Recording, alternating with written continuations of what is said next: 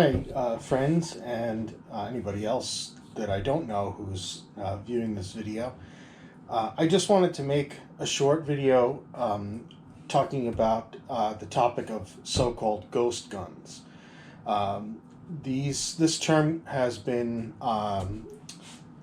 thrown about considerably in the media recently, and I think that it comes along with a strong implication that these types of guns are somehow uniquely untraceable and present a serious hindrance to law enforcement's ability to solve crimes that involve them. And I think that's not really accurate. And I think actually the media never really precisely defines what this term means. And I think the reason that they don't is because it's not really a very useful term with a very precise definition. Before we can get into what they are referring to when they talk about ghost guns, we first need to talk briefly about how firearms that are used in crime are traced by law enforcement.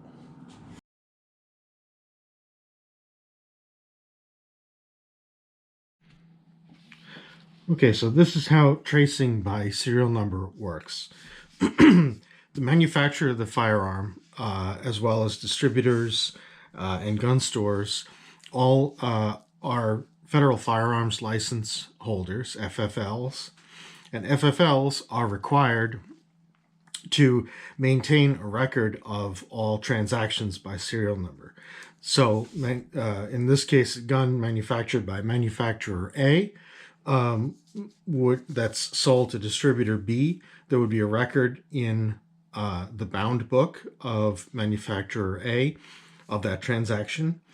And then when distributor B sells to store C, they would have a record. Distributor B would be required to have a record of that transaction.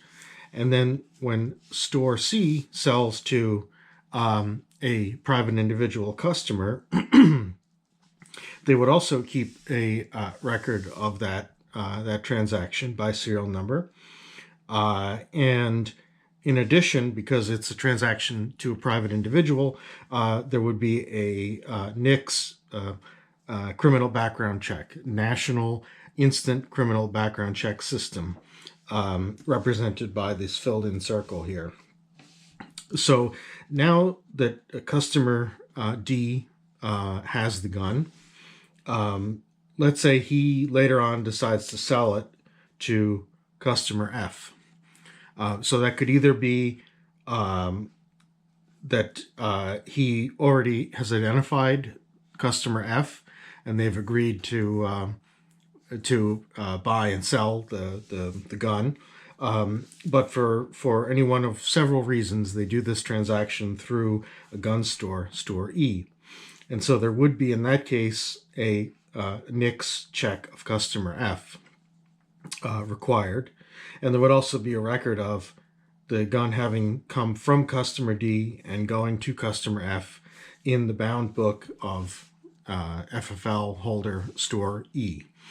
Another possibility would be that customer D just outright sold the gun to store E, and then later store E sold it to customer F. The end result would be the same in terms of what records are kept. Then lastly, I have another step to illustrate the possibility that if customer F wanted to sell the gun to customer G, and they reside in the same state, and it's one of the states that allows face-to-face, person-to-person sales without a gun store being involved, then that would be a private sale that would not require, in most states, would not require records to be kept. Customer F could, just decide on his own to keep a copy of customer G's identification as a record, but there's no law requiring that.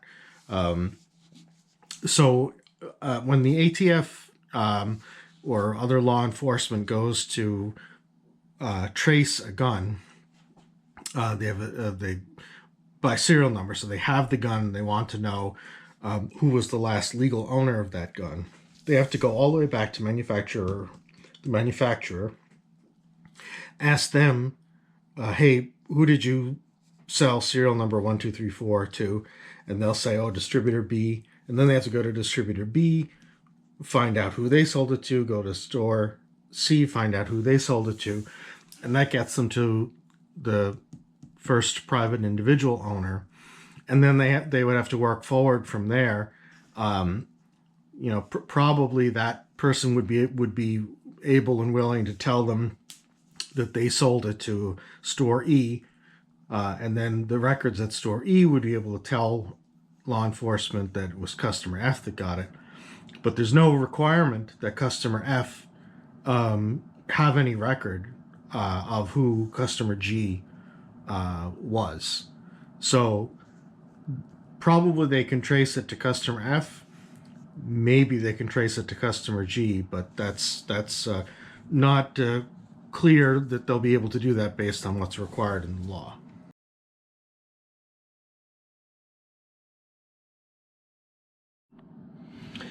The other kind of tracing that happens is when the police find fired cartridge cases, or they locate bullets either in a victim or in a structure that have been fired by a gun, and they also have that gun or a gun that they think is the one that fired those rounds, and they want to match them up.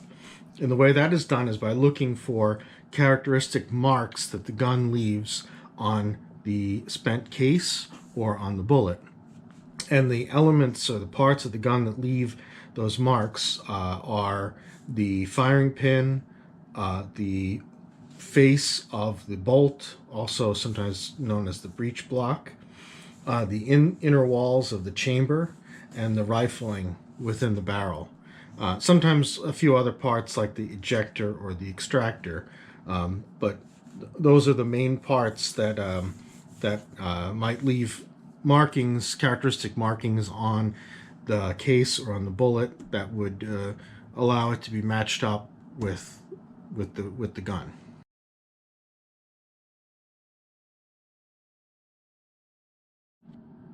So guns obviously have many parts to them, but there's actually only one part under U.S. law for each particular gun type, only one part that needs to have a serial number and which is treated legally as the gun, and is the only part that is restricted in its sale. And that is the so-called receiver or frame of the gun. So this is a disassembled Taurus GX4 handgun, and in this case, this right here is the frame or the receiver of this gun, and it has the serial number laser marked on the back here. And so in this gun, this part is separate from the plastic grip assembly, and this is an insert that goes inside the grip assembly, but it's not integral to it. And then you also have the barrel with the chamber, and you have the slide that contains the firing pin and the breech block. The parts that actually are used in the gun, out of all of those, any of these other than the frame or receiver itself can be purchased without any background check, can be shipped directly to your house. They're unregulated parts except for that one serialized part. Now, some other guns, like this Glock 19 here, let me just see that it's clear. and you have to pull the trigger to disassemble this, which is always an awkward feature of them. But in this case, we take the slide off, which has the barrel in it. And here is this entire assembly is the frame or receiver of this gun. The serial number here is still on a piece of metal, but it's a piece of metal that's just embedded within the plastic. So it's not a removable part. The entire plastic assembly with some metal parts in it is legally considered the firearm. It is the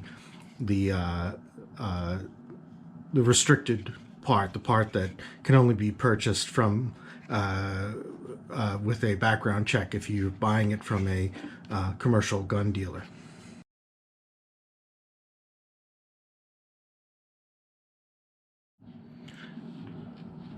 So finally, we get to the definition. What actually is this so-called really scary ghost gun? It's really a personally made firearm, a PMF, which has been made using a bunch of unregulated, off-the-shelf parts like a barrel, slide, bolt, or a breech block, firing pin, etc., that can be purchased just as any other spare parts for the gun can be.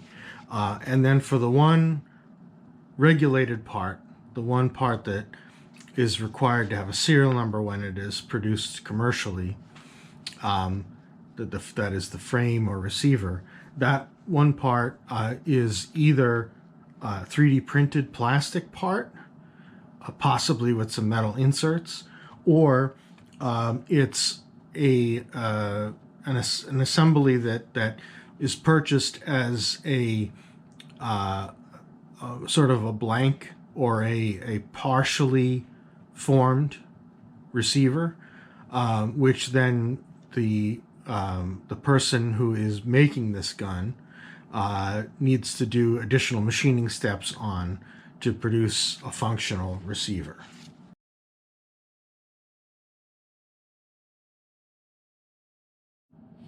It might seem that nobody would really be able to make a firearm at home except from a kit that gave them all the parts ready to be assembled, or a pre-made partially completed receiver that they then would have to machine. But that's not the only type of personally made or privately made firearm that exists. This here is an example of one that I made. This is a semi-automatic version of a Polish/Soviet submachine gun called a PPS-43. And I put this together using, as a starting point, a collection of demilitarized parts from a Polish submachine gun. So these were sold as scrap metal because they were cut up, and it's perfectly legal to do that. But with a lot of effort, a lot of work, welding, grinding, and even some engineering design work, I was able to take this collection of scrap parts and make them into a working firearm, although it was required to be a modified design that was semi-automatic only.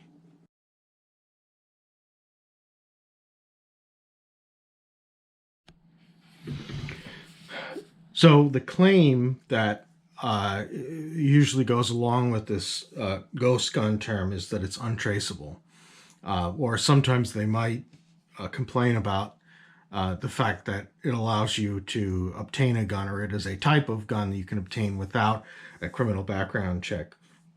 And I think both of those assertions are wrong. So regarding the traceability part, this is a red herring because there are so many other ways that you can obtain an untraceable gun.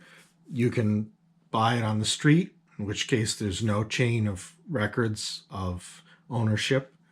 You can obliterate the serial number on the gun, which is quite easy to do. You also can simply change parts in the gun after firing it. You could change the barrel. You can change the breech block. You could change the slide. Any of the parts that can leave marks on fired cases or on bullets.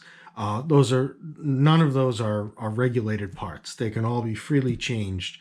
So they already do not maintain a fixed relationship to the serial number of the gun. So you can have a gun and legally change the parts within that gun that leave marks on cases or bullets, which makes it so that that gun can no longer be matched to cases or bullets that were fired from it prior to those changes.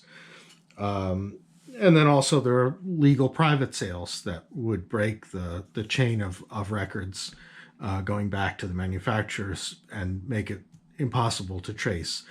So these are all ways that you can already, with non-ghost guns, have an untraceable gun. Regarding bypassing the NICS check, I also think that that's not a serious hindrance to law enforcement because you already can obtain illegal guns on the street or through legal private sales. And obviously, neither of those involve a background check. And regarding making your own firearm, what would you actually outlaw? Would you outlaw the ability to make your own firearm entirely? Would you outlaw simply kits of parts that make it easier to make your own firearm?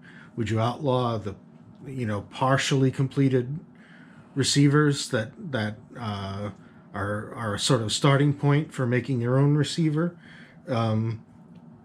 It seems like these would be putting obstacles in the way of legitimate privately made firearms without giving a tremendous benefit to law enforcement's ability to solve crimes.